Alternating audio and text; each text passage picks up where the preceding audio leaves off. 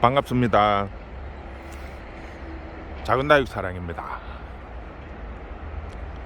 자, 이제 가을은 끝난 것 같고요. 다음 주부터는 날씨가 많이 추워진다고 합니다. 기온이 많이 떨어진다고 하니까 겨울 난방 어떻게 할 것인지에 대해서 한번 설명을 해 드리겠습니다. 지금 이제 보시면 서리가 상당히 많이 내렸습니다. 아침 이슬인데 지금 이렇게 이슬을 많이 맞으면 다육이들이 이렇게 물이 많이 듭니다. 그런데 이게 이제 조금만 심해지면 냉해가 되거든요. 그렇게 되면 다육이 성장에 상당히 많은 영향을 끼칩니다.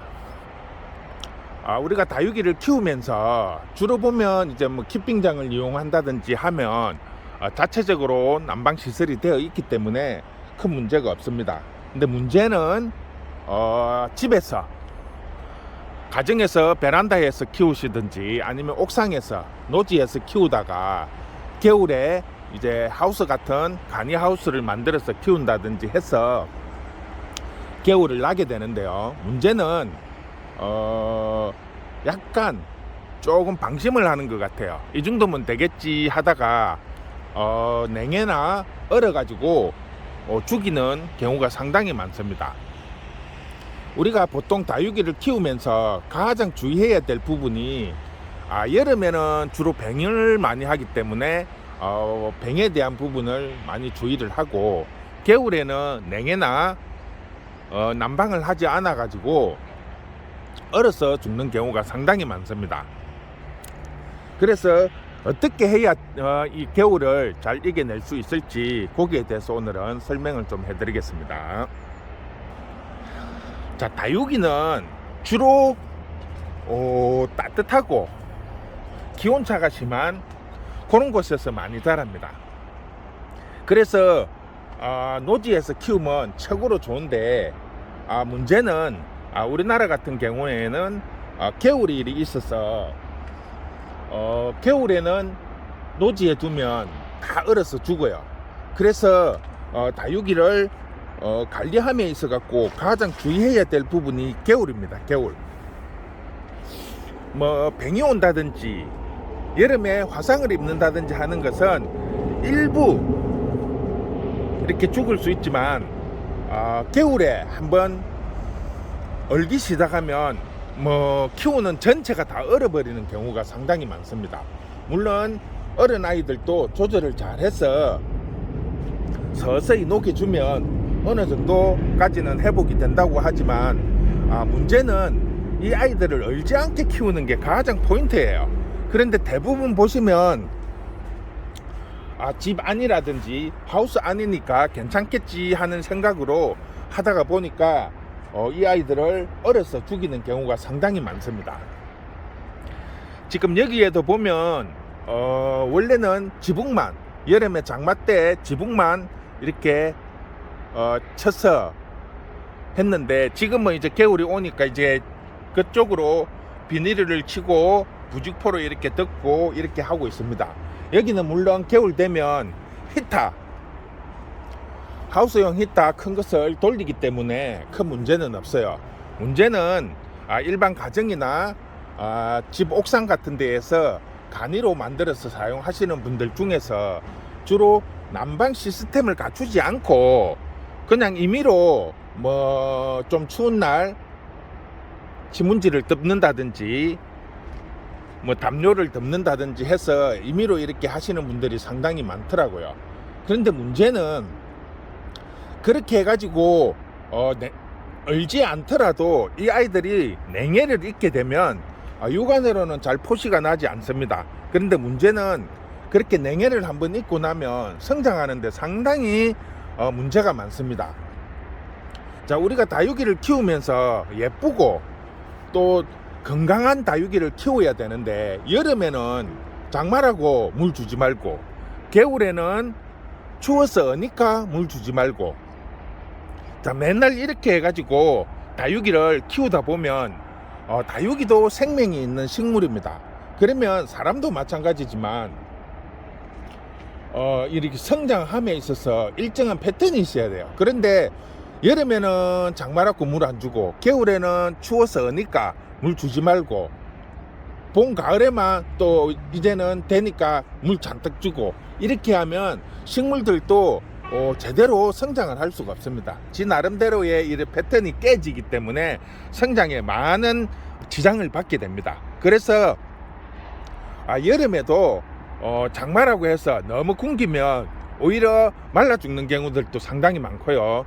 겨울에 마찬가지예요. 아주 건조한 날씨인데도 추위 때문에 언다고 물을 주지 않으면 오히려 말라 죽는 경우가 상당히 많습니다.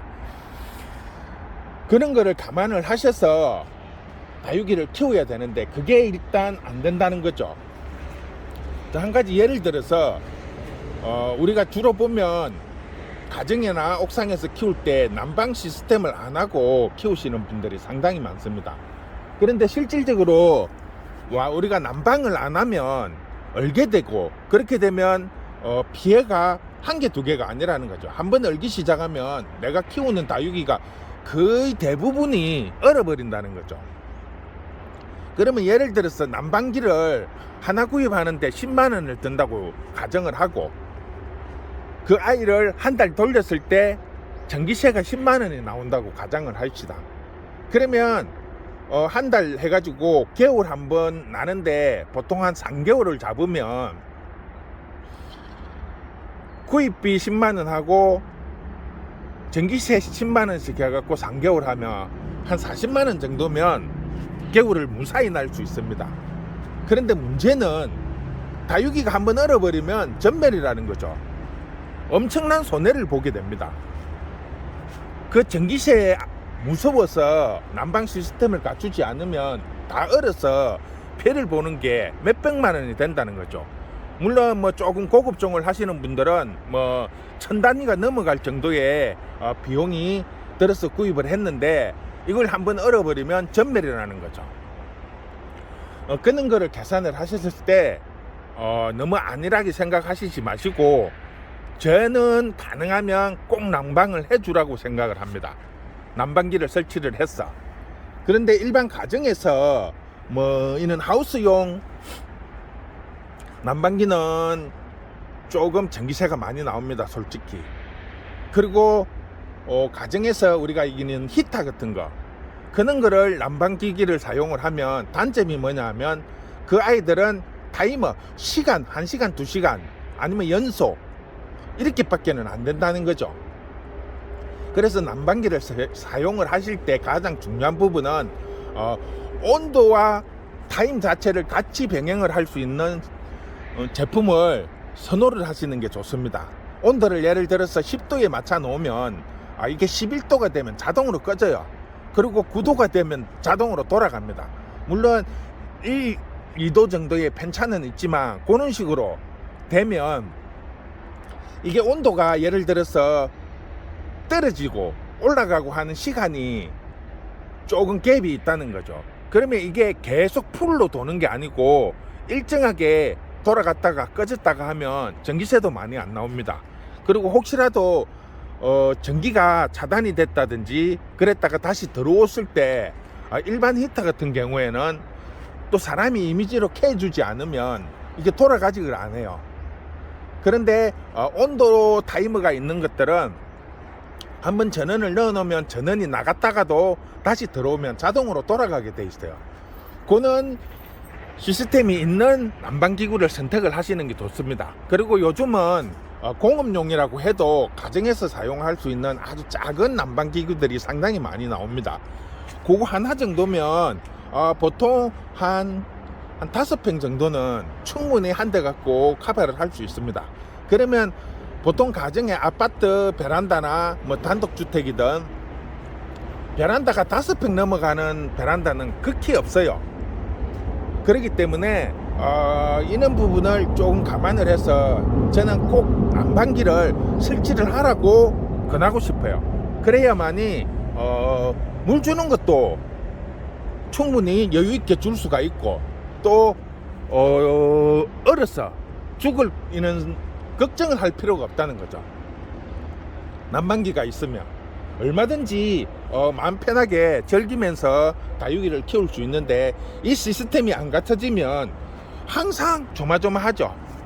날씨가 조금만 춥으면 신문지 덮어야 되고 담요 덮어야 되고, 거기에 막 촛불을 켜 놓는다든지, 아니면 집에서 쓰는 간이 뭐 히터 같은 거 들고 와갖고 막 틀어 놓는다든지, 아주 겨울에 스트레스를 많이 받습니다. 이 다육이 때문에. 우리가 즐기려고 하는 이런 취미생활인데, 이런 거를 갖다가 키우면서 이렇게 계절별로 스트레스를 받는다는 거는 상당히 좋지 않다고 생각을 합니다. 그래서 조금 비용이 들더라도 난방기구를 구입을 해서 사용을 하시면 다육이 키우는데도 스트레스도 받지 않고 마음 편히 겨울을 날 수 있습니다. 그런 부분을 조금 더 생각을 해서 겨울 준비를 하신다면 크게 문제없이 겨울을 날 수 있다고 생각을 합니다. 저도 처음에는 이게 미숙해서 그런 부분을 많이 염려를 했습니다.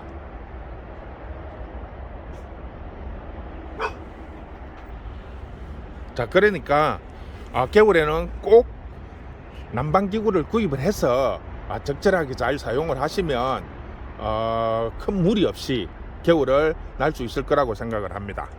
자, 오늘은 겨울 난방 꼭 난방기구를 구입을 해서 사용을 하시는 게 훨씬 더 효과적이고 스트레스 받지 않고 생활할 수 있다고 생각을 합니다. 자, 오늘은 이렇게 해서 마무리하겠습니다. 수고했습니다.